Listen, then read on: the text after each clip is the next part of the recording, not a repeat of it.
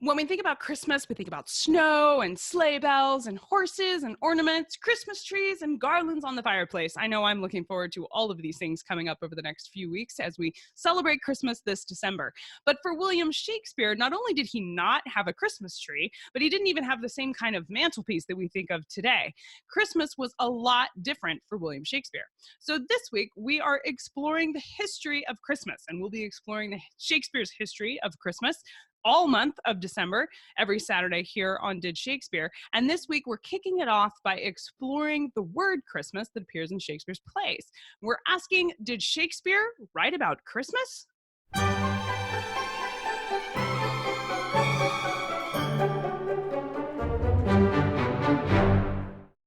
William Shakespeare did indeed write about Christmas. He used the word Christmas 3 times in all of his works. 2 of them appear in Love's Labour's Lost, and the third one appears in the prologue to Taming of the Shrew. Every single one of these references teaches us something about how Christmas was observed for William Shakespeare and what kinds of things he associated with Christmas, like you and I think of sleigh bells and Christmas trees. The first reference comes from Act 1, Scene 1 of Love's Labour's Lost. Byron says, "At Christmas I no more desire a rose than wish a snow in May's newfangled mirth." Now, he's drawing a distinction there between contradictions and the idea that winter is cold and has snow and May is warm and includes mirth.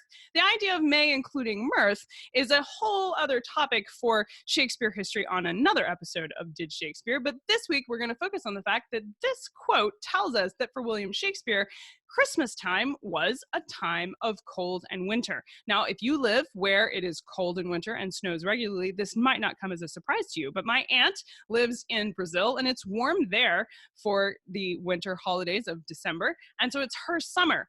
For William Shakespeare in December, though, it was cold and there was often snow. The tradition continues today since snow and winter is in full swing in England during December.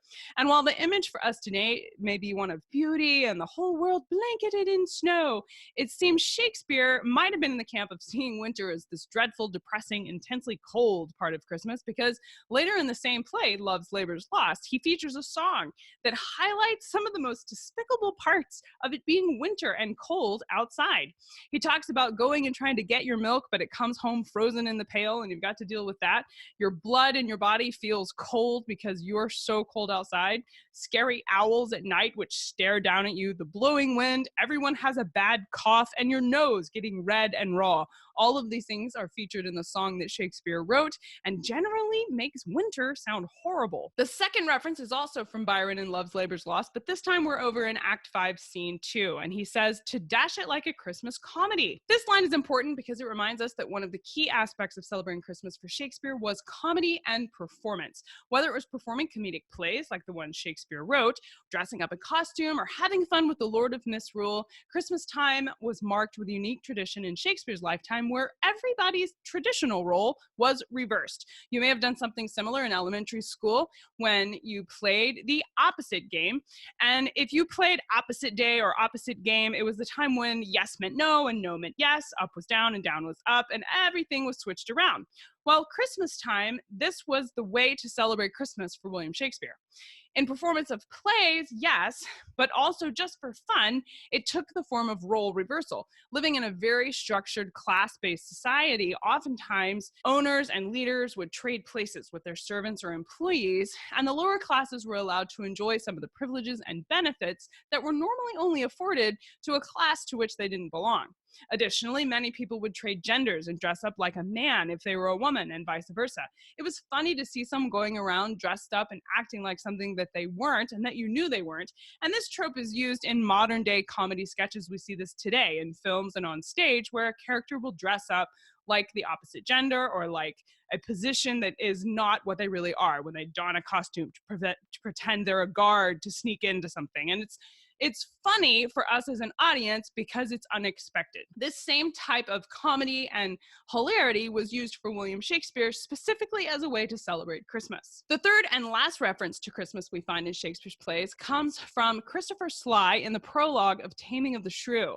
He says, "Let them play it. Is not a commenty a Christmas gambled or a tumbling trick?" Christopher Sly reveals in this quote that Christmas time was full of performance and games. The kind of performance could be on stage, like the ones that Shakespeare wrote, or it could also be all manner of physical attributes. You could have jugglers and tumblers and all these death-defying feats that you more commonly associate with the idea of a circus were street spectacles and built into celebratory events that you would have seen even inside the playhouses themselves.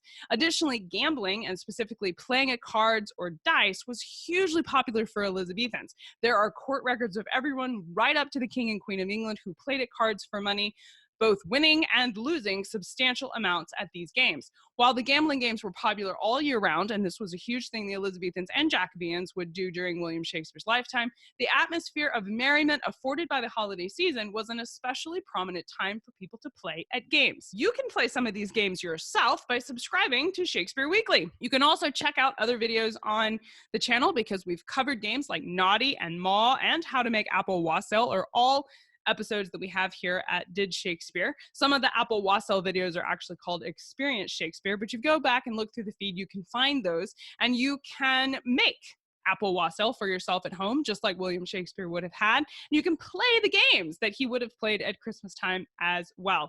We have all of these episodes curated for you into an Advent calendar this year that you can download when you sign up to join our email newsletter called Shakespeare Weekly. It goes out every Monday and it lets you know about what's new from me, Cassidy Cash. We have That Shakespeare Life with new episodes every Monday, and we have new episodes of history episodes, just like this one, every Saturday, and you get notified about that right in your inbox where you're sure not to miss a thing.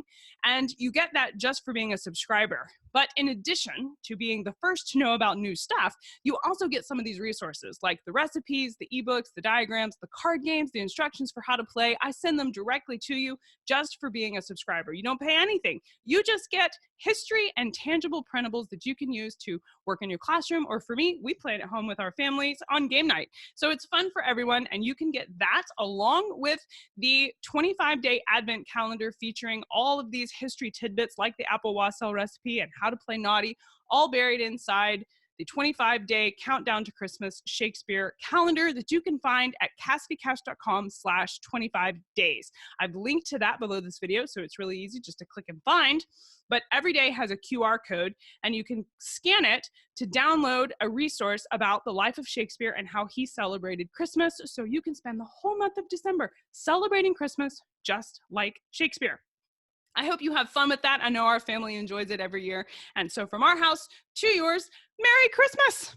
And I hope you enjoy celebrating the life of William Shakespeare and how he would have celebrated Christmas all month here with us on Did Shakespeare. Make sure you hit like and subscribe so you don't miss an episode. I'll see you next Saturday. Bye-bye.